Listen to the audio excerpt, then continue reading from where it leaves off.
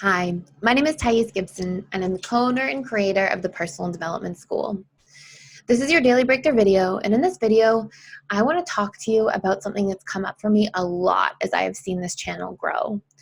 And I will admit, something I don't usually do is make like a title that seems sort of clickbaity, but I did that on purpose for this video because I felt like what I'm going to say in this video and the lessons that are in here hopefully have the ability to really impact change and really impact you as the listener to this, and you if you've been on the recipient end of some of this as well. So I want to talk about how, as this channel has grown, as our Instagram platform has grown, I am seeing more and more of people singling out attachment styles. I'm seeing more and more of people say, the fearful avoidant, you can never be with them. They're too angry and too volatile. I've seen people say the dismissive avoidance, they'll just be so neglectful, stay away from them forever, don't go near them. And I've seen people say, the anxious preoccupied, they don't respect your boundaries and it's narcissistic and stay away from them. And to be honest, it's really sad for me to see. And there's a quote that I read once in a book. It was a really powerful quote, and it said, "He who hates evil only creates another one."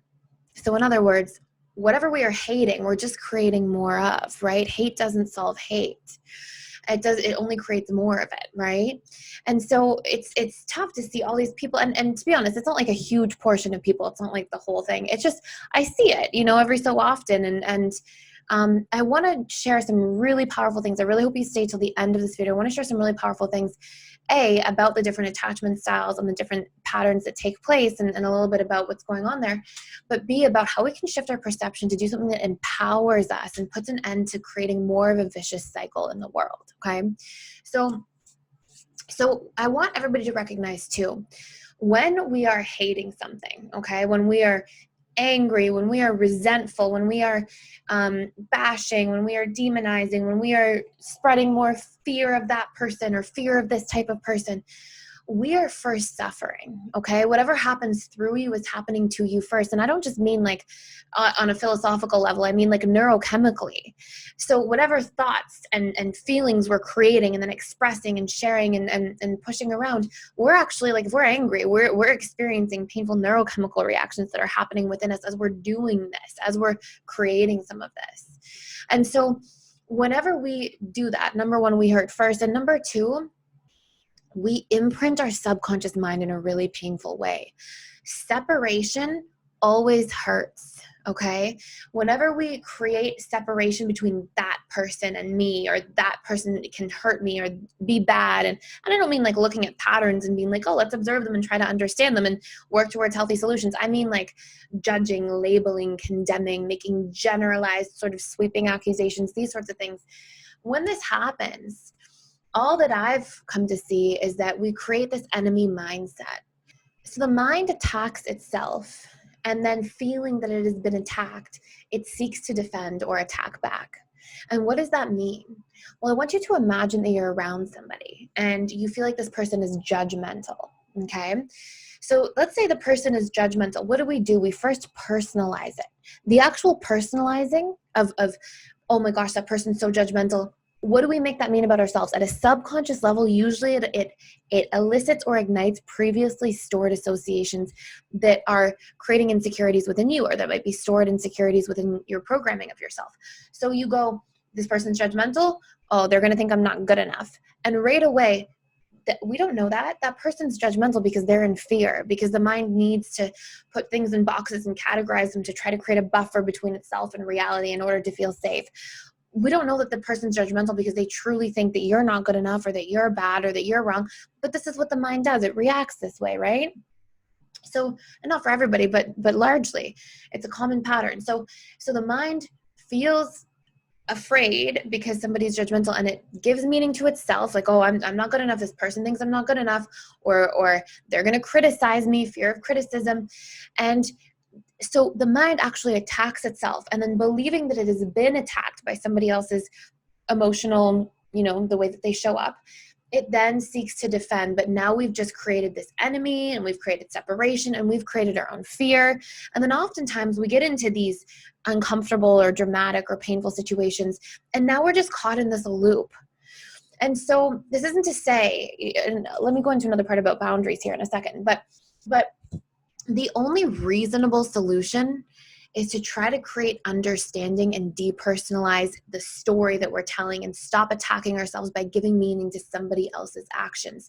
And then also work to set boundaries if we think that these actions are unhealthy. So let's say, for example, that you see that judgmental person and you want to create some sort of understanding around it. So you don't take it on. You don't take that person's judgment on and make it about you and you not being good enough.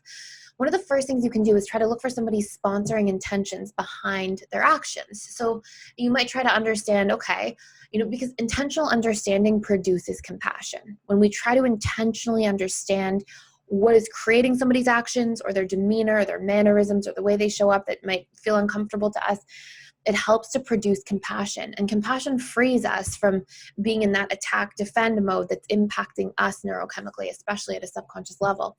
And so when we try to create intentional understanding, compassion comes out of this. So we might say, okay, what might be happening inside of them that they feel a need to be judgmental, or that they developed this sort of judgmental attitude? And trying to understand that through observation and not through judging itself, like, oh, they're so judgmental, but, oh, I noticed the judgment in them, and where might that be coming from?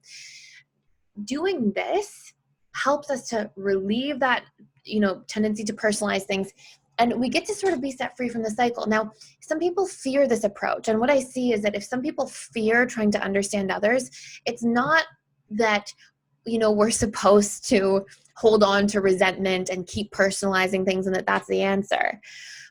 This is a symptom. If you fear trying to understand and be open and compassionate towards others who are creating pain, it's just because it's a symptom of you not trusting yourself to set boundaries in a situation, or you feeling like you need to, hold on to what somebody's doing so that you don't let them back in. But those are two very separate problems, okay? So, there's like that Nelson Mandela quote, and he says, holding on to resentment is like drinking poison and expecting the other person to die. And people hold on to resentment and poison themselves because they're afraid of what happens if they let go. Maybe they make it mean that they're weak, or the person will repeat the mistake, or that they're justifying and giving it meaning that behavior is okay. And that behavior is not okay, but, a lot of the things that people do, right, the awful things people can do in the world, those aren't okay things. Those aren't correct things or right things. But by us investing our emotional energy into them, we are giving our power to those things. We are giving parts of ourselves away. And that's not reasonable. That's not a rational thing to do in situations. Now, I'm not judging that. I understand that, I'm not saying that in a judgmental way. I understand that when we are afraid, things happen. But the more we feed these things, the more we keep them alive. And if we get to say, whether forgiveness overall is more selfless or selfish, I would say it's selfish every single day. And what the reason for this is, when you understand the inner workings of the subconscious mind, is that you start understanding you put an end to reigniting the imprints that you've collected from the past, which stops you from reprojecting them onto the present and then continuing to suffer in the future as a result.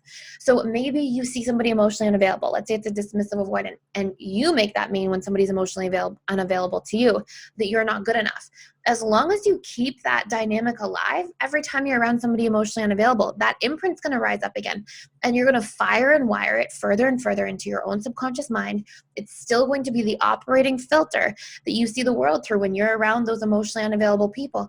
And you are on a trajectory to keep creating your suffering on autopilot as a result in the future. And not because it's your fault, not because you asked for that imprint, not because you're bad for doing that, none of that, but simply because this program is being fed and nourished at the subconscious level. And so we want to have that awareness. We didn't get these awarenesses growing up. The vast majority of us, it's not like you learn these things in school, but it's really important to be able to recognize this so we can put an end to these things. Okay. So I'm going to share a little bit about what we can really do. But it just so happens that as we start to release these things and create forgiveness and forgive ourselves and these imprints that we're carrying, and forgive these people and stop them from taking up emotional real estate in our brain all the time and giving them space there in our subconscious to sort of live rent free. When we put an end to that, We are freeing ourselves, okay?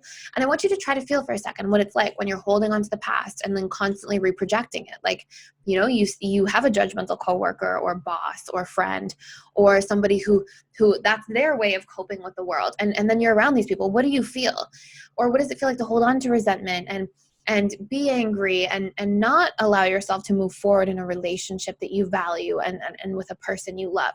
This is all your pain, right? And it's pain in your internal reality. And then that pain gets played out in the movie that you play out throughout the day in your mind. And the brain has a hard time telling the difference between what's real and imagined. So you watch this pain of the judgmental coworker coming in that you think about as you're driving to work, and how they make you feel, and how you respond and what you really want to say, and you attack them in your own mind. And that entire time you are triggering your sympathetic nervous system to be, on fire, and you're creating cortisol and norepinephrine reactions in your physiology on autopilot, like all these things. And so again, it's not making like you wrong.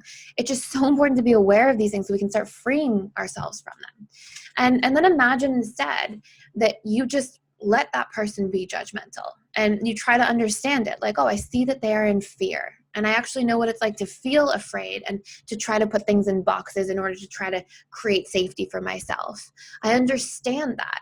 But it doesn't mean that that's mine. It doesn't mean that I'm not good enough. It doesn't mean that, I'm this bad person because they're judgmental. It means that they're afraid, and I'm just going to refuse to take that on. And there's a good story about the Buddha, and it's sort of like a wives' tale kind of story, but it's something along the lines of essentially that this man and his wife were starting to study or follow the Buddha's teachings. And the man started getting angry and frustrated because he felt like his wife was so infatuated and giving all of her attention to the Buddha and thinking about him and wow, this is so amazing. And he started to feel jealous. So one day he went and he showed up at the Buddha's house and he started yelling and getting angry and getting so upset. And finally, when the man started to calm down, the Buddha said, "Oh, are you done?"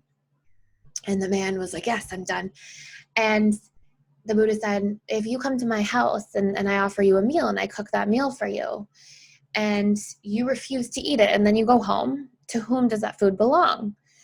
And the guy's like, "Well, you, because it's your house and your food." And he's like, "Yes, and the same thing goes for your anger. If I just refuse to accept that anger because I realize that is yours, and I don't take it on and I don't make it mine and I don't invest in that with you, and I try to understand where that's coming from inside of you to create that extra distance between taking that on, then I am free, right? Then that anger falls back on you." And it's not to say like, oh, people should suffer from their own anger, but it's about that we can change how we're reacting to these different experiences. So I'm going to apply this again in just a moment to like attachment styles specifically. But I think it's so important that as we're talking about different attachment styles, that we try to make less sweeping generalizations about people, because we're always moving to the problem or the solution within our mind, right? The subconscious doesn't hear a lot of negative. So when we're like, oh, it doesn't speak language, it speaks through emotion and symbols, right? A lot more than through language. So if we're thinking negative things like that person's so cold and we're igniting these like stored feelings within us of fear around those people and needing to protect ourselves and defend, and we're likely to reignite these cycles again.